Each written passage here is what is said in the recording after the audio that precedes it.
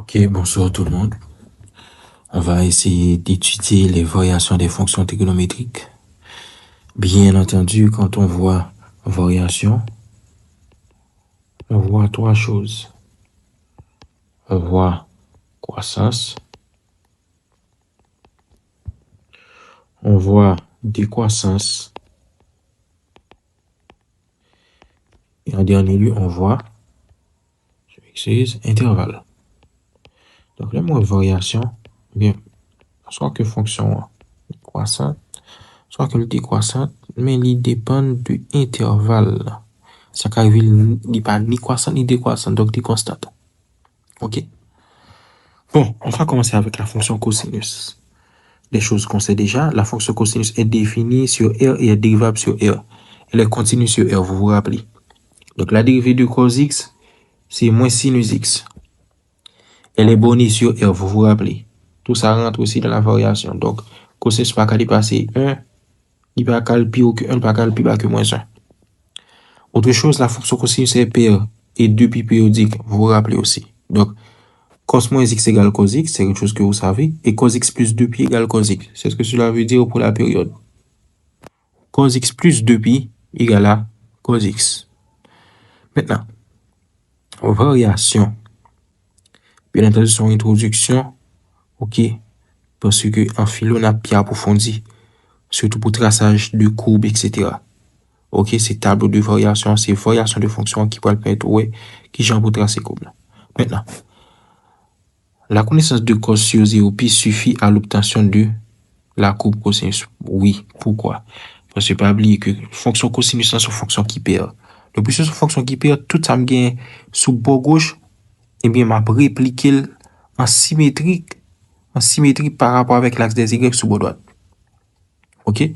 Donc, depuis me gagne à lieu sous 0 plus l'infini, je vais sous moins l'infini 0. Et inversement. Maintenant, reste à voir ce qu'il y a sur 0pi. Remarquez bien ce qu'il y a. Regardez le tableau. C'est exactement ce tableau qu'on avait l'habitude de faire pour les polynômes. Ok, pour étudier leur signe. Donc, on a signe de cos prime x. N'oubliez pas. Cos prime x, c'est sinus x moins sinus x. Donc, il y a l'une en 0. Parce que sinus 0, c'est 0. Il y a l'une en pi. Parce que sinus de pi, c'est 0. Ok, bien entendu. On va voir ça en profondeur. Et puis, remarquez bien, en pi sur 2, on a moins sinus de pi sur 2, donc moins 1. Maintenant, qui ça nous a remarqué, nous te dit déjà, le dérivé en négatif, fonction décroissante, le dérivé en positif, fonction en décroissante. Eh bien, nous regardons bien que moi gagne moins 1, ok, comme valeur, moi gagne moins ici, avec moins ici. Donc, fonction maintenant, donc dérivé négatif. Dans point ça. Donc, puisque dérivé négatif dans point ça, donc, dans l'intervalle ça, dans l'intervalle 0 pi sur 2 avec pi sur 2 pi, la fonction cosinus décroît. Ok? Et ça fait variation de cosinus, n'importe que, vous mettez deux droites obliques. Ok? Vous mettez une flèche qui dirige vers le bas. Donc, 2 0 à pi sur 2. Fonction cosinus, il sortit dans 1 là, dans 0. 2 0 à moins 1.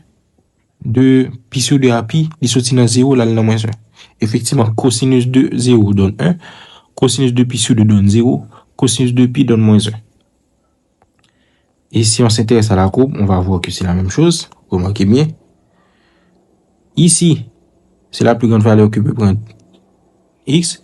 Remarquez bien de 0 à pi, cosinus x décroît. Ok? Donc, dérivé négatif sur tout l'intervalle. Et maintenant, n'oubliez pas, pour faire cette courbe-là, il suffit de faire la symétrie de ce qu'on avait sur le côté droit, donc sur la partie positive des x, ok, par rapport à l'axe des y. Et ici, c'est la périodicité. Donc, de moins pi à pi, on a 2pi.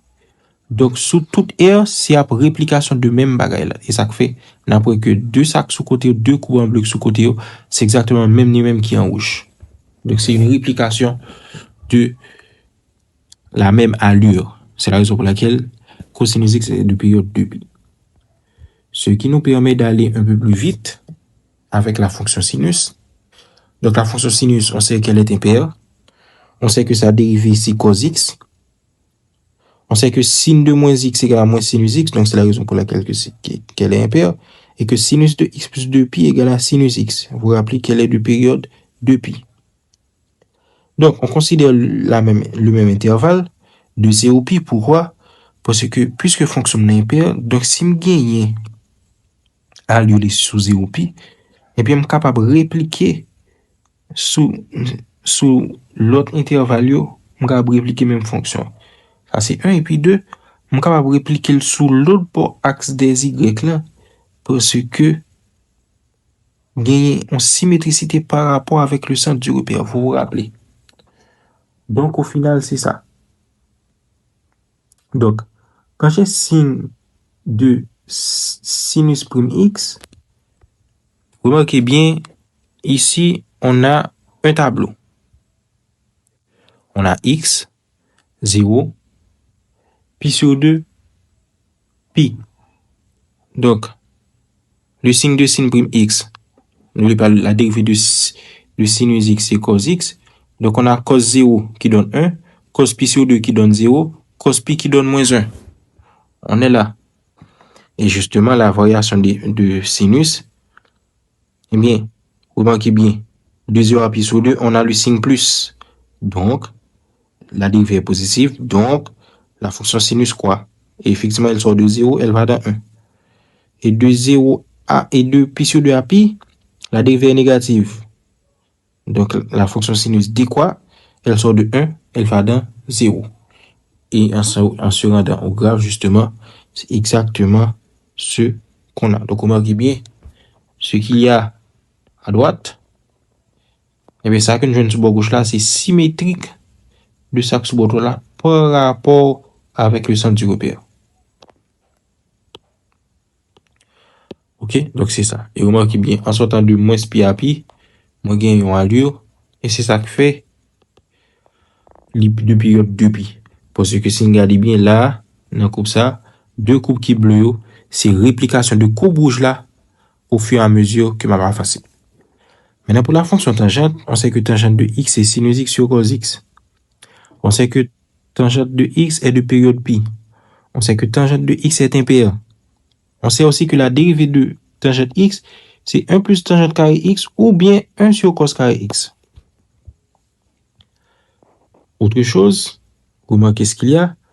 Limite de tangente x quand x tend vers pi sur 2 moins, c'est plus l'infini. Limite tangente x quand x tend vers pi sur 2 plus, c'est moins l'infini. À la vérité, ici, il y a une erreur. Bon, en fait, c'est ça, c'est correct. Donc, à droite de pi sur 2, c'est moins l'infini. À gauche de pi sur 2, c'est plus l'infini. Parce que n'oubliez pas, quand j'ai sinus x sur cosinus x, n'oubliez pas, en pi sur 2, ma venir sinus pi sur 2 sur cos pi sur 2. Donc, il bon 1 sur 0. Donc, n'oubliez pas, quand j'ai une limite, à la limite, j'aurai plus ou moins l'infini. Donc, en se repérant au graphe, en se renseignant au graphe, justement, on va voir effectivement, bon, pas encore au graphe, on va d'abord au tableau de variation.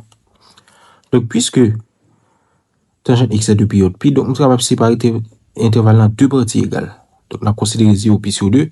Et comme tangente, c'est une fonction impaire, la tangente est de x, c'est une fonction impaire. Donc, on a juste fait même réplication de fait pour sinus x là, sous l'autre bord. Donc, remarquez bien, ici avec x, on a 0 pi sur 2. Ok, on a signe de tan prime x qui est positif sur 0 pi sur 2. Déjà, nous regardez, voilà, nous n'avons pas même besoin de nos problèmes parce que 1 sur cos carré x est toujours positif. 1 plus tangente carré x est toujours positif. Parce que c'est 1 plus 1 carré. Ok? Et là encore, c'est 1 sur 1 carré. Donc, ça va toujours positif. Donc, au final, dérivé va toujours positif sur 0 puis sur 2. Donc, fonction à croître. Donc, c'est ce qui arrive. Donc, ça sort de 0. Ça va dans plus l'infini. Effectivement, voici l'allure de la fonction tangente entre moins pi sur 2 et pi sur 2. OK? Donc, en moins pi sur 2, ça tend vers, et à droite de moins pi sur 2, ça tend vers moins l'infini. À gauche de pi sur 2, donc en pi sur 2 moins, ça tend vers plus l'infini. Effectivement,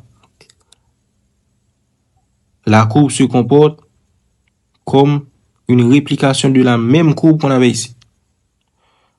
Ok, donc si on regarde bien, c'est même courbe ça qu'a répliqué sur des intervalles de longueur pi. Quand on parle des intervalles de longueur pi, par exemple, un intervalle AB est de longueur B moins A. Donc, juste pour un pi grand, moins aussi pi petit. Ok, donc, quel que soit l'intervalle là qui est de longueur pi, et bien, moi, gagner exactement même réplication de fonction. Merci.